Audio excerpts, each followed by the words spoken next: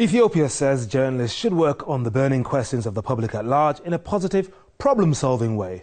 But what happens if you decide to try and hold the government to account?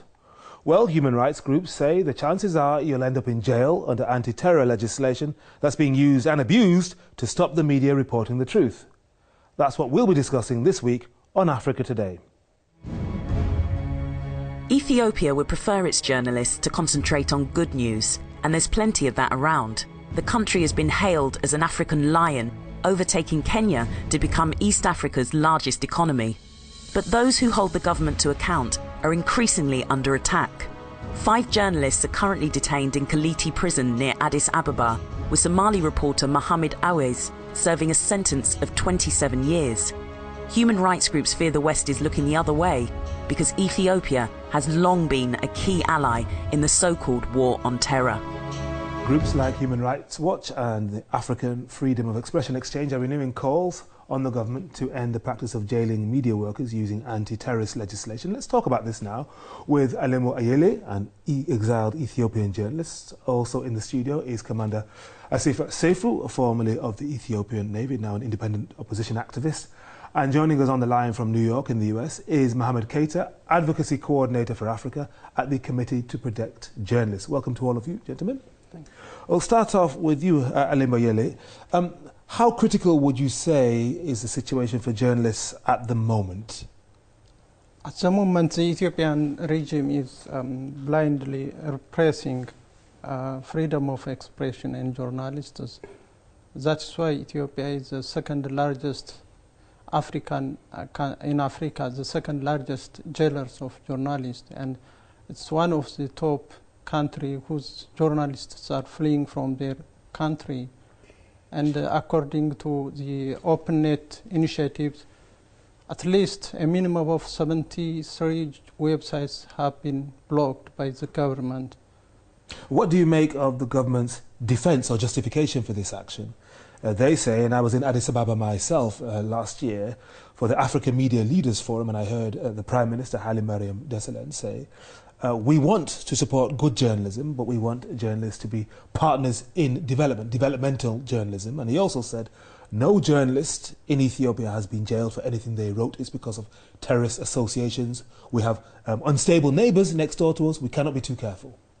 I think you have been told the joke of the season, if not the centuries. Otherwise, Mr. Haile Mariam knows that he cannot express what he feels, but what he is told by his TPLF bosses or few individuals of the regime.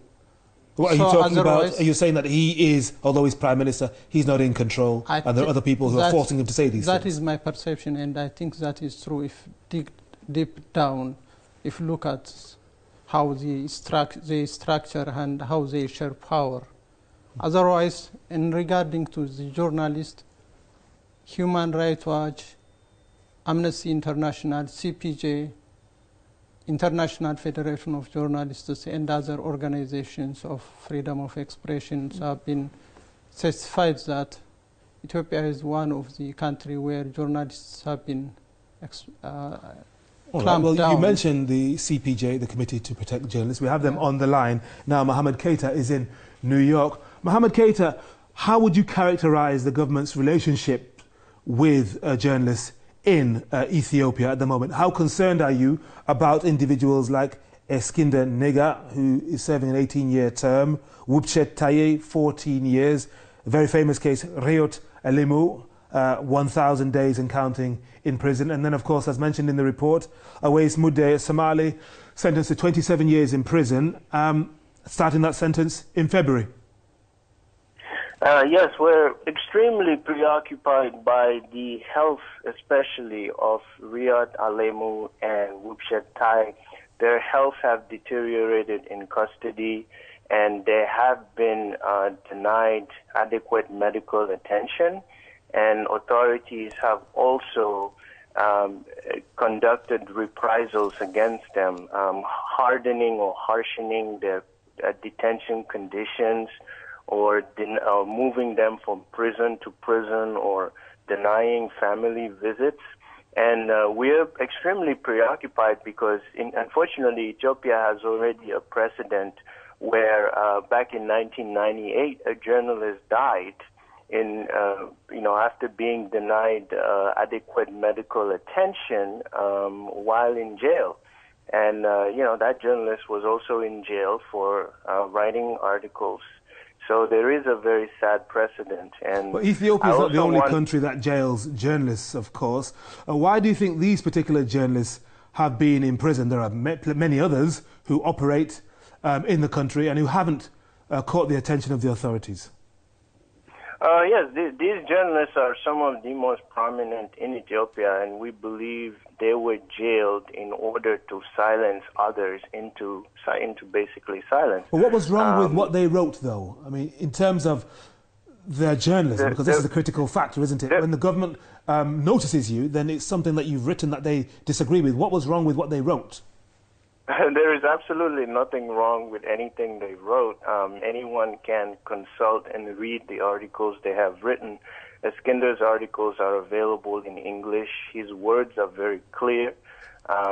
They wrote about the issues of the day-to-day Ethiopians face, the lack of democracy, the corruption, the ruling power, abuse of power, issues that everybody knows. They just articulated these issues in a very public way. They did not have secret meetings. We looked at the evidence presented by government prosecutors in all these cases, and they amount to articles they wrote. And none of these journalists called for violence. None of them called for people to get on the streets. In the case of Eskinder, he wrote about the implications of the Arab Spring in Ethiopia for Ethiopia's pro-democracy movement, and basically just stated that if the government does not do democratic reform, it's increasing the likelihood of popular protests. All right, Mohammed, let me bring some of those thoughts back to the studio and run them by Commander here. Now, Commander, you are very senior in the Ethiopian Navy. You're a man who understands law and order, and the first duty of a government is defense of the realm. Can you understand why a government that came to power after a war some 20 or so years ago would be nervous if it felt a journalist was fanning the flames of either insurrection or doubt in its own country?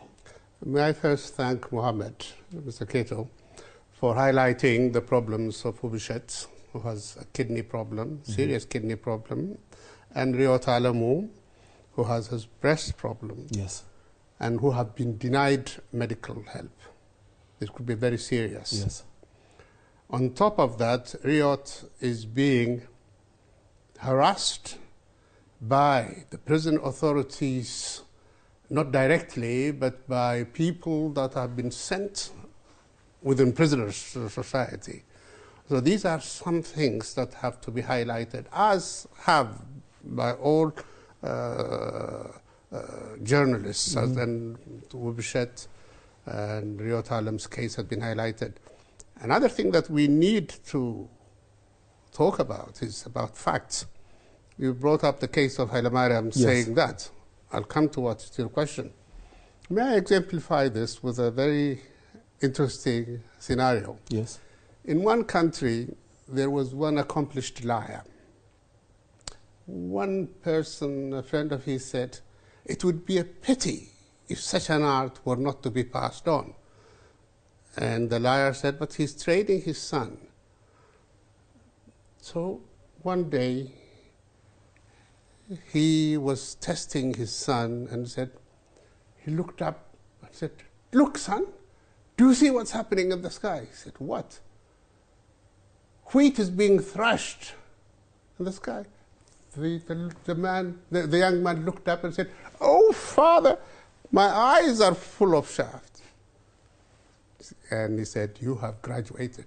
Haile Mariam is a trainee of the most accomplished liar. Are you talking about his predecessor? His predecessor. Meles Zenawi. Absolutely. Who was received with acclaim toward the latter part of his 20 or so year rule in the capitals of this country, the UK, in Paris, in the United States, as somewhat of an African visionary. That's only because he was a servant not of his people and his country and his religion or his heredity and history, but an instrument of those that wanted to revenge on the history of Ethiopia for standing up to colonialism. It's interesting you say that, Commander, because there are some who say one reason why the Western governments haven't pointed the finger too directly at Ethiopia for jailing journalists is that it is using its instrument, the legal instrument, to imprison journalists because it's an ally of the West in the so-called war on terror. Do you agree with that? Absolutely. When this terrorism is an excuse. Somebody said that a country that has little or no respect for itself introduces so many laws to make sure that people, so the people of that country cannot move right, left, up or down. And you are thinking of the 2009 anti-terrorism proclamation, the most recent one. So many of them. Now, you asked me whether a government has the duty to maintain peace and security. Yes, if that government was the people's choice and the people's preference. Yeah. These people were not chosen or elected by the people. They have imposed themselves on the country. They have held elections, though. Quasi-elections, artificial elections. They have 99.8% of the parliamentary seat by themselves. Only one independent or of another party. Well, the big question, Commander, then is, and I'll put this to all of you, have the journalists in some ways been their own worst enemies? Because, of course, there are several journalistic organizations and very often they're fighting each other. You know, we have the Ethiopian Journalists Forum, we have the Ethiopian Journalists Association, Ethiopian Free Journalists Association, Ethiopian National Journalists Union, fighting each other. What should they be doing? I think the regime in Ethiopia is very good in promoting this lapdog media, creating its own media outlets and dividing the journalists among themselves. Otherwise, the real journalism association is in exile. Because there's a gentleman called Shimelis Kamal, the deputy head of the Government Communication Affairs Office, and he's saying that the journalistic standards are very poor. Many of the journalists don't write facts, it's all opinion. They don't back up what they're saying with evidence. So you can see why the government is determined to make sure, maybe to rid the media of bad operators. That's what it seems to be saying. Yeah, but we shouldn't forget that Mengistu was saying the same thing. Mengistu was saying that he was ruling people for people, and he formed political parties in the name of the people. And the same thing is happening. No dictator in this world, let's say, I'm against people. Every dictator says they are working for people while killing people. So in terms of promoting media, at the moment the Ethiopian regime is not promoting independent media, to my observation, and as a lot of media human rights organizations certified. Well, the question though, and I'll put this to you, Mohammed Keita, is one of the problems for these journalistic organizations in Ethiopia who campaign for press freedom, their funding and their support often comes from outside, from organizations like yours, the Committee to Protect Journalists. So the Ethiopian government can then say, oh, well, look, you're serving a foreign interest, a foreign agenda, instead of supporting a government. Oh, first of all, I want to correct that CPJ does not fund any press organization around the world. Not you, so but there are organizations correct. which do support journalistic organizations or bodies within Ethiopia and elsewhere in Africa. Yeah, that is a false argument given the fact that the Ethiopian government relies on extensive external support to fund its own operation and to feed its people.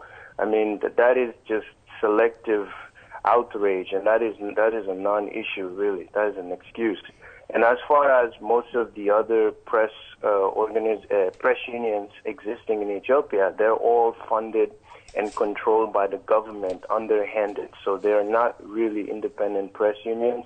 They're not really campaigning to free the journalists or defending press freedom in the country.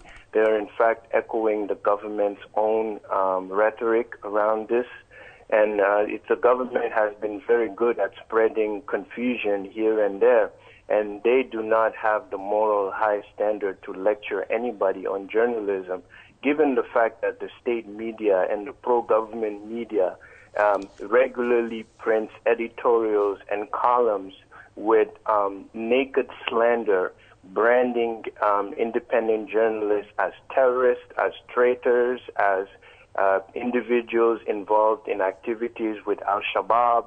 I mean, the level of propaganda and smear campaigns by the state media is absolutely disgusting. And so it's kind of hypocritical for them to be trying to point the finger at the private press and say the private press is unethical and not reporting truths. Okay, Mohammed Keita, for the moment, thank you very much. Now, lots of our viewers have been leaving comments on our Facebook page this week, so let's take a look at a few, and we'll start with Linda Grant from here in the UK, and she says, why does Britain continue to stand by and play deaf and dumb to the cries of journalists and human rights groups around the world? It is the usual politics at play. Press freedom is being systematically destroyed by the Ethiopian government. Anyone who dares to be critical risks being jailed or even tortured. We have another post from Abdel Alim who says, human rights groups are overly critical of Meles Zenawi's legacy. His government is the reason we now have a multi-party political system in Ethiopia. He also introduced a private press in Ethiopia. And finally this from somebody calling himself Steve Biko, and who says, there is no such thing as a free press in Ethiopia. They are throwing journalists in jail and calling them terrorists. Why are our African leaders so thin-skinned, so fearful of criticism? Well, if you would like to have your say, here's how you can do so. Keep your thoughts coming in. You can email us or text us. Go to our Facebook fan page. Or you can follow us on Twitter.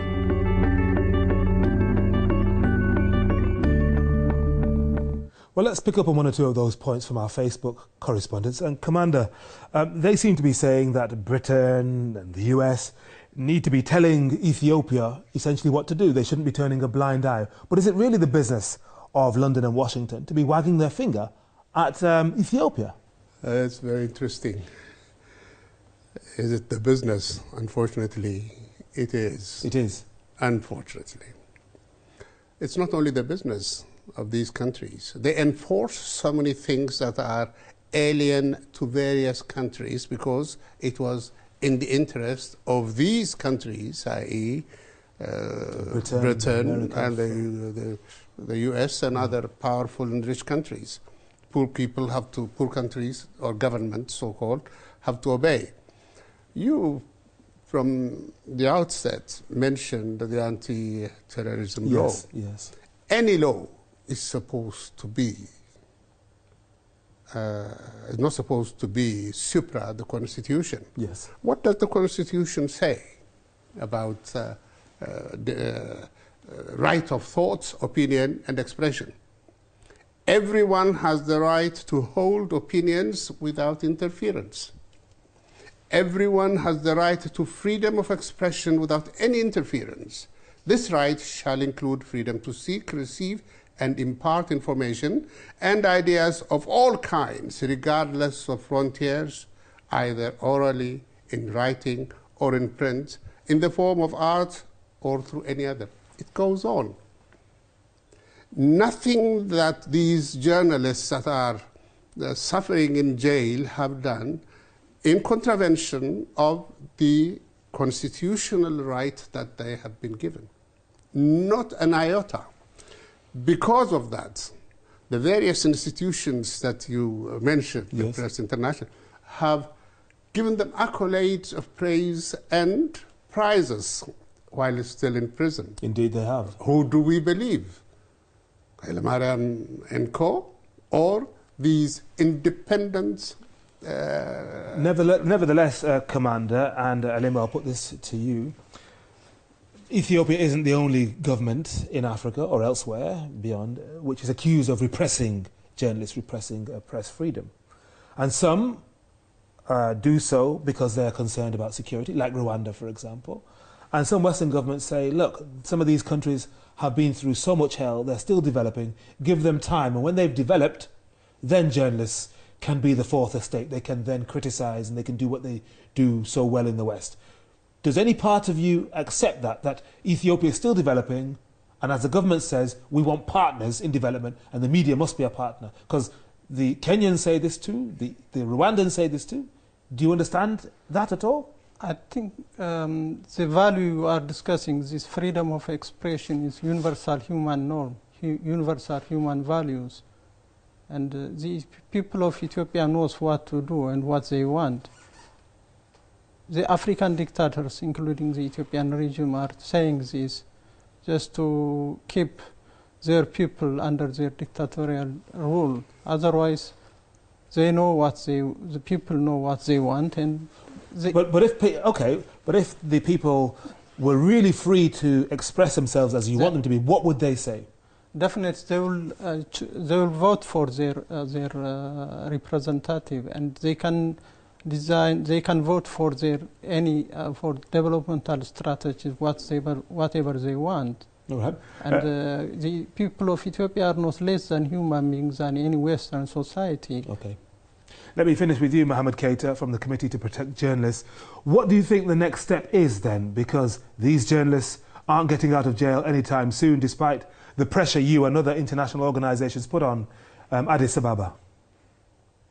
Well, I mean, I think the solution is in the hands of the Ethiopian government. They know what they should be doing, and it's sad that it's going to take longer for them to really realize that they are against history, because the trend is towards freedom. It's a natural impulse, and even China, that the Ethiopian government is copying. Even in China, China is trending towards more freedom, because the Chinese leaders are understanding that in order to achieve the full economic development, they need to relax a little bit. So hopefully the Ethiopian government will get it. But in the meantime, as the longer they keep these journalists, the louder the voices for their release will grow. And, you know, jailing journalists is really a statement of fear. We understand that the Ethiopian government was fearful when the Arab Spring began, and that this was in reaction to it, fearing that they would face an uprising. And so, you know, it's really a message that they should relax and, you know, with all the power that they enjoy already. Thank you very much indeed to Mohammed Keita from the Committee to Protect Journalists in New York. And that's it for today. Thanks to all those of you who sent in comments to us. Remember, you can email us at the address on screen, you can text us, or you can also follow us on Twitter. Many thanks to our guests, Eluma Ayele, Commander Asifa Seifu, and Mohammed Keita. Join us next week for another edition of Africa Today. Till then, it's goodbye. And on behalf of the whole team, thanks again for watching.